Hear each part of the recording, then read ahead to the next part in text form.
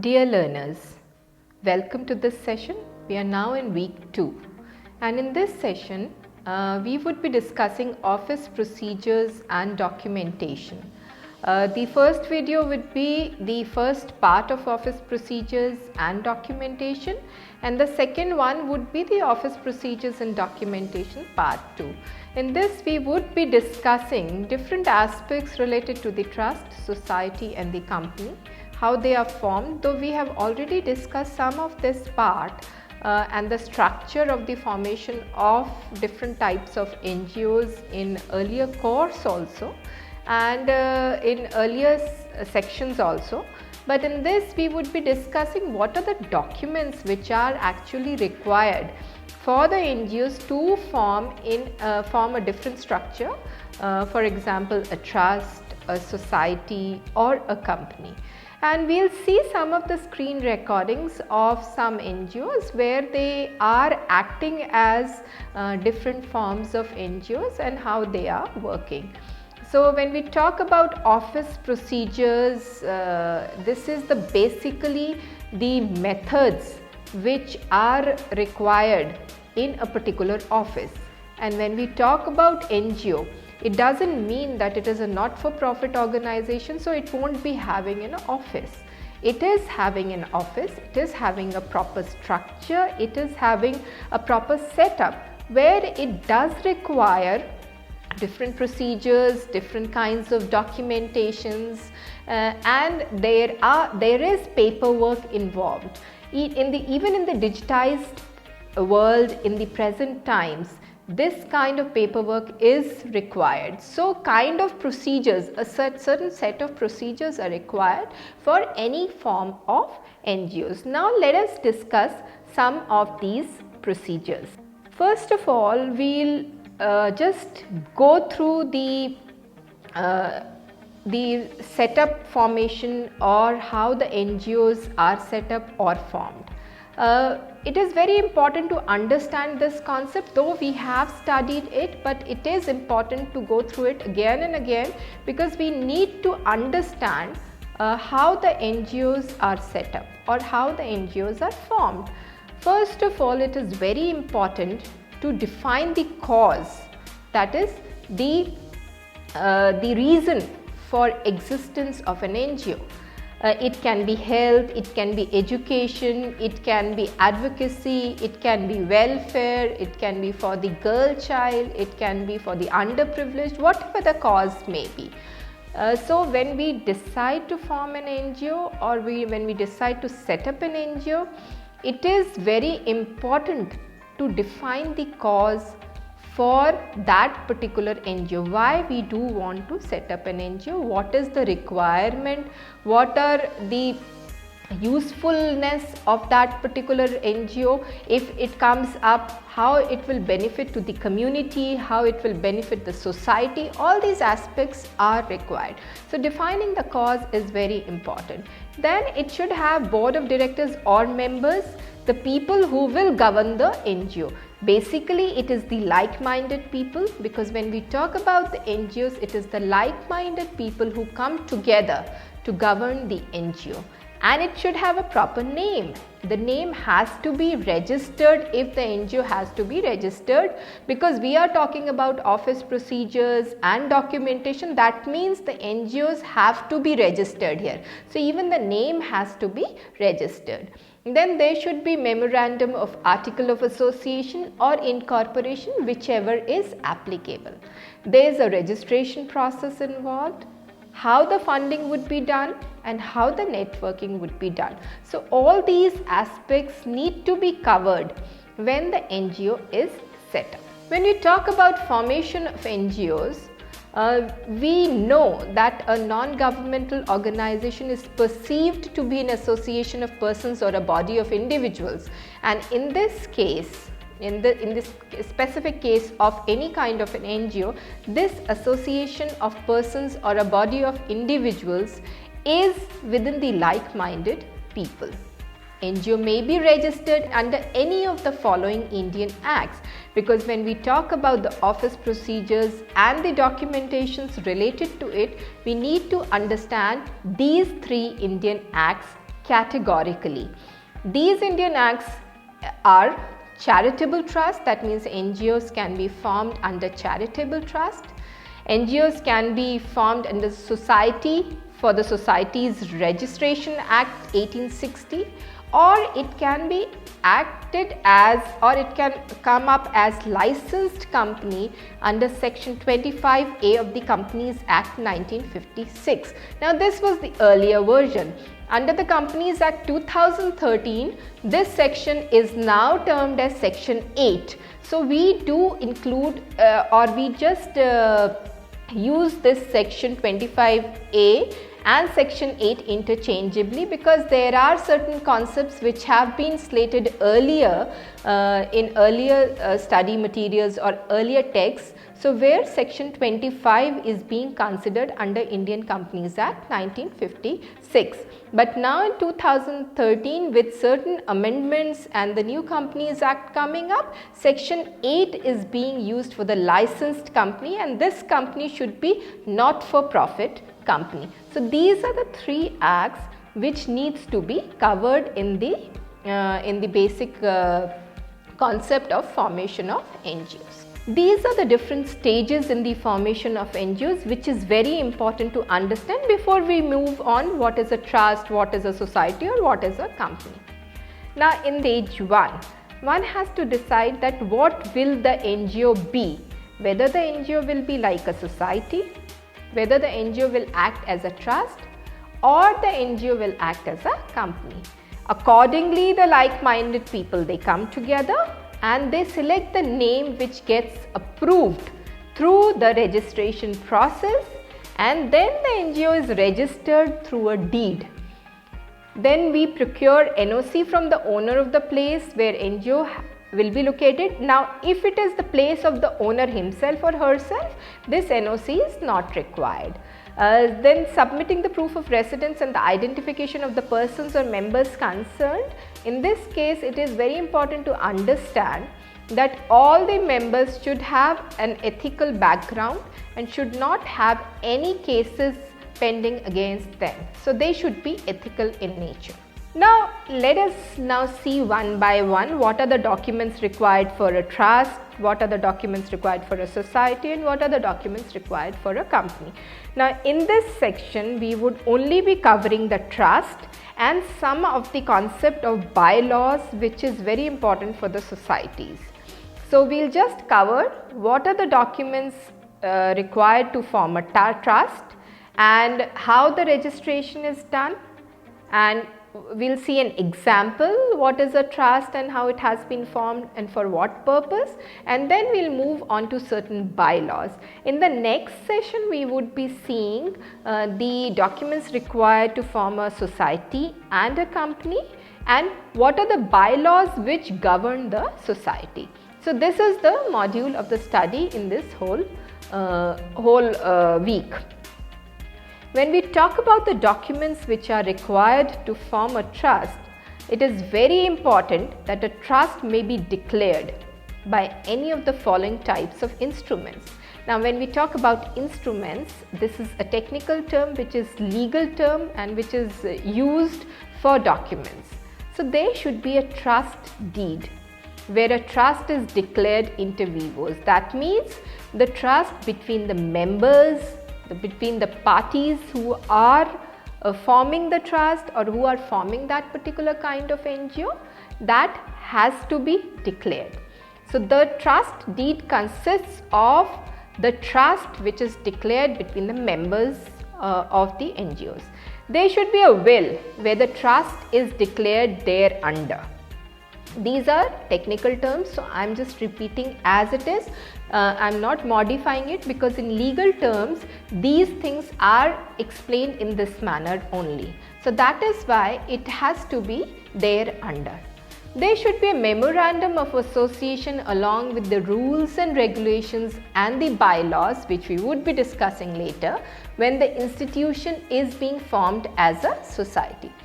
A memorandum of association and articles of association where the association is desired to be formed as a company. Because when we are talking about trust, in this case These things can also happen, but we have just mentioned that it can be a society, it can be a company also. A trust may be declared either by will or by a non-testamentary instrument called trust deed. Again, these are the legal terms which are being used as such. A trust in relation to movable property can be created also by transfer of ownership of the property to the trustee. That means the ownership can be transferred to the trustee. The trust is created when the person creating the trust or an individual creating the trust, it can be created by one or more members. Called the author of the trust, that means who writes the trust, who is the creator of that trust, indicates with reasonable certainty by any words or acts which are as follows. First should be the intention, second should be the purpose, third should be the who should be the beneficiary, and fourth is the trust property. So, when the author is writing the trust deed, it has to include the intention on his or her part why the trust is being created.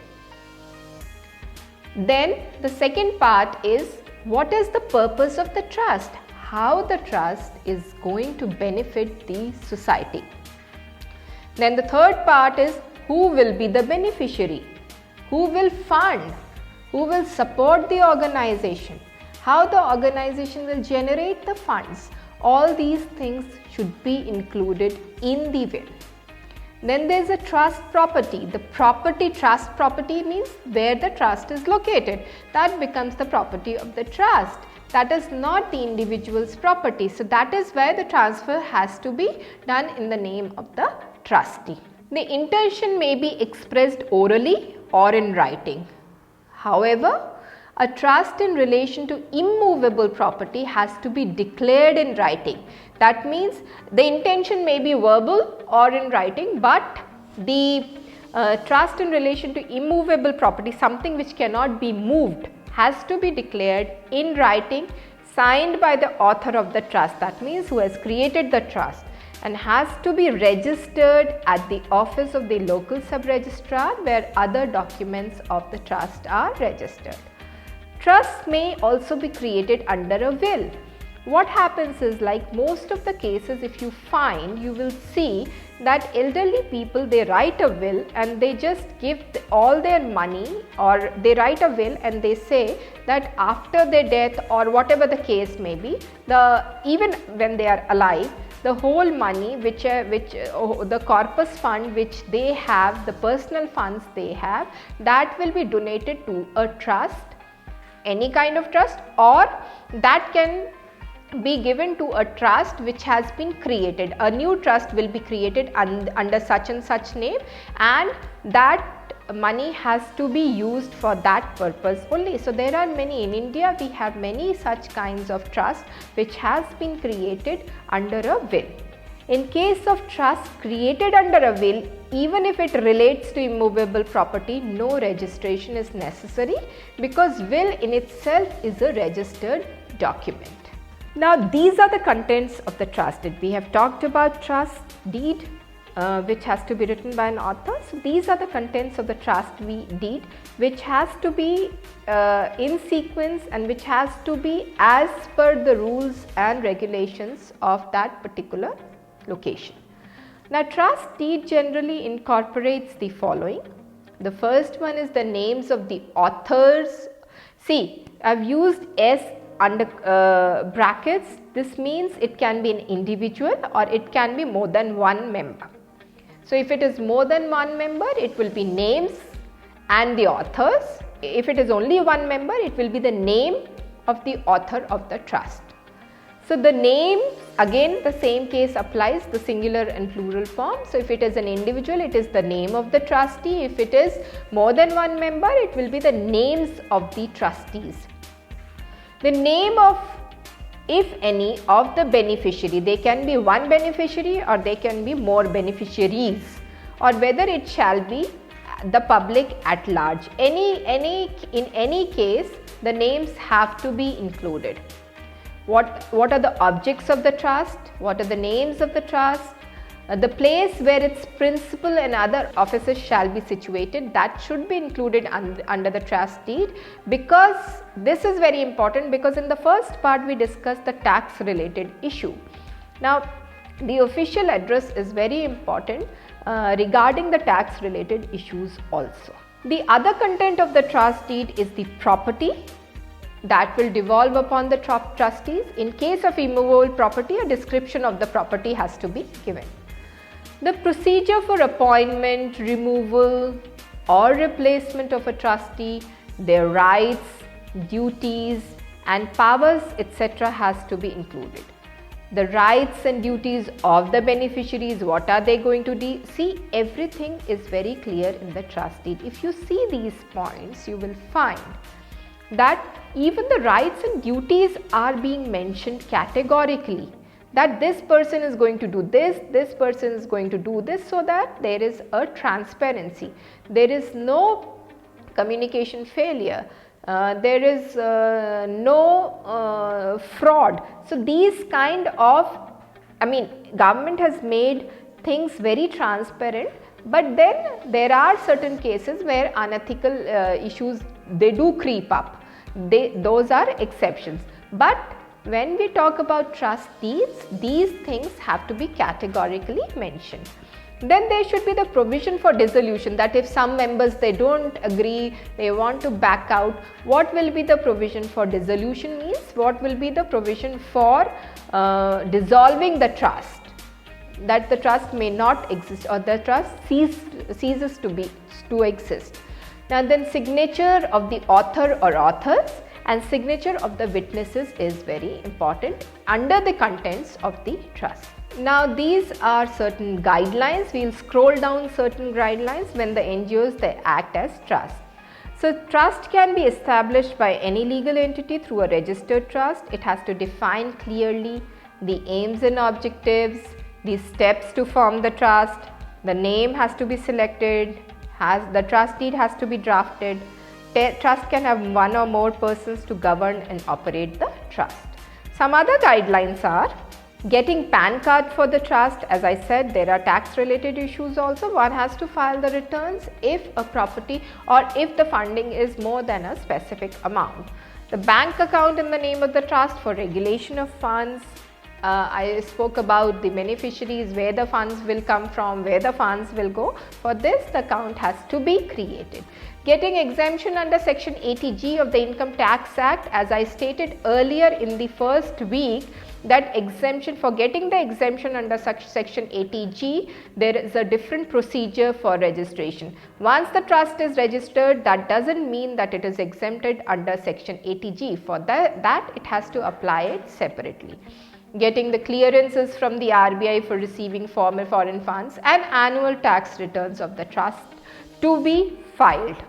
Now, let us see this screen recording where we will just talk about Ratnanidhi Charitable Trust, and the source of this trust is from ratnanidhi.org. You can just go through this site and you will find that how they have developed this trust and what was the reason for development of this trust. Now let us see this Ratnagiri Trust, where you will find that this is a Ratnanidhi Charitable Trust. It is a charitable organization, and you will find the details about the trustees, who created this trust. The trust was created by Mahendra Mehta, one of the most well known and respected international Rotarians of his generations.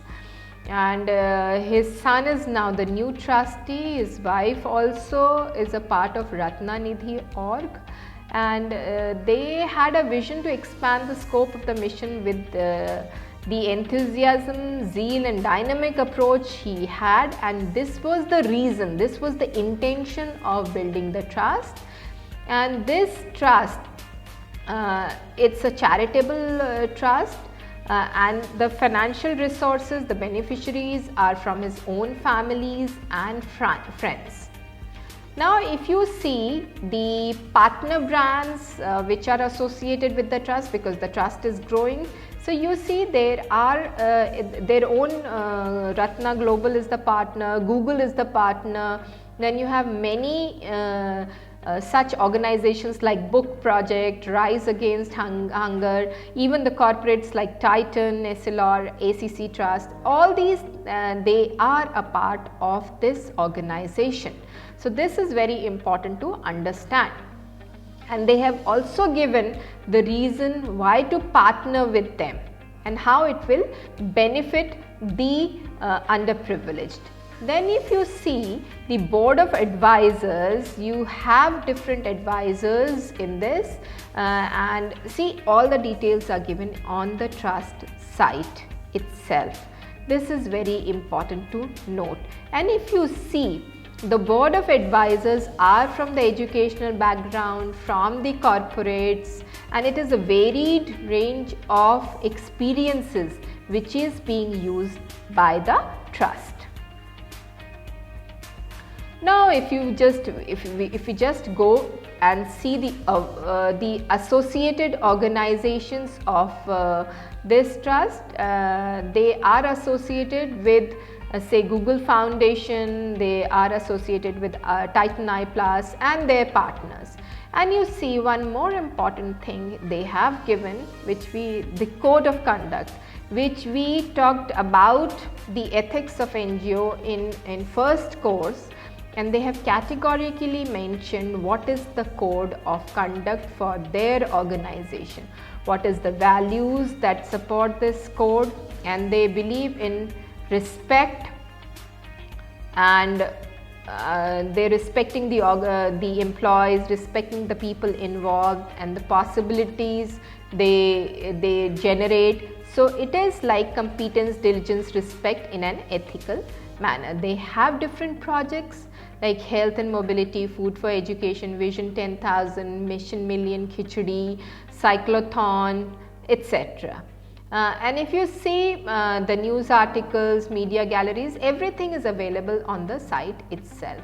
So this organization in itself is a very good example how the trust is formed and how the transparencies and ethical parts are maintained with the trust. Now we will discuss certain bylaws, and I have taken this from the website gdr.org. You can also go to this website and you can even write to the author of this bylaws, and you can discuss things with that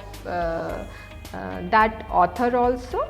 And when we talk about the constituting a constitution, this is the set, it is a sample set of the bylaws for the NGOs, and it has been written by Hari Srinivas of Management Tools in 2015. So bylaws can be BYLAW or BYELAW. Here we are using BYELAW as the bylaws. Now when we talk about the bylaws, you will find these are the rules of procedures made by an organization for the regulation, administration or management of its organizational, structural and operational activities. And they usually deal with the matters of internal regulation and are binding on all persons within the organization. When we talk about NGO bylaws, there is a table given where certain articles are being mentioned, and in specific countries may have their own stipulations for the contents of the bylaws, and these will have to be referred to and satisfied before the bylaws are drawn and adopted. So here, as per articles 47-49, the bylaws can also be changed or modified as per the need of the organization. So when we see this table and how to use this document, you have to see that one has to check with the local laws, as I said earlier, what are the regulations, rules and regulations applicable in that community or that locality, that has to be checked in. And the local laws are related to the different types of organizations to see if bylaws are needed for the registration. Like in society, you require the bylaws. There are NGOs which are required to make their bylaws public. That is also very important for certain kinds of NGOs. Now this is the checklist, and this is the checklist. So you have to go through the list below and identify which particular article is needed and relevant for that bylaw, and everything is not needed. That content has to be filled in by each article by answering the questions given in the forms, or which are listed in the form. The board members and the staff members are to be consulted. If the bylaws are to be publicized, the further comments have to be sought for from the staff members. Now if you see, you can you see there are certain articles and what are the contents of those bylaws. This is just an introductory part of the bylaws. Everything is not applicable. Whatever is applicable you can just write. So when we talk about the bylaws, you will see that article 1 is the preamble, that what is the bylaws is about and what will it contain. Then article 2 has names and acronym and logo for that particular NGO. Article 3, it is applicable laws in the legal status. Article 4, it is the sphere of activities. Article 5, the location and the duration. Article 6 is the aims, visions and mission of the organization. In membership, Article 7 defines the membership. Article 8 defines the qualification of the members. Article 9 defines the admissions. Article 10 defines the responsibility. 11 defines the consensus building, that how the members they come to the same consensus for a certain procedure. Article 2 decides the resignation process. The expulsion or suspension is Article 13, and so on. So you have organization, you have general assembly, you have board of articles, so board of directors and the supporting committees. For all these you have certain set of articles. For resources like funding also you have certain set of articles. For other clauses like liabilities, etc., and about the bylaws, everything is there. So almost 49 articles are there which are necessary to understand the bylaws. So each and every detail is given in the article, and that article has to be used for this particular bylaws. We have seen the different aspects of the trust, what are the documents required for the trust, and we had a certain idea about what are the bylaws. In the next session we would be seeing about the society and the company, how they are formed and what are the documents required for them, and then we will consider these bylaws, what are the specific bylaws which are used for the society. Thank you so much and happy learning.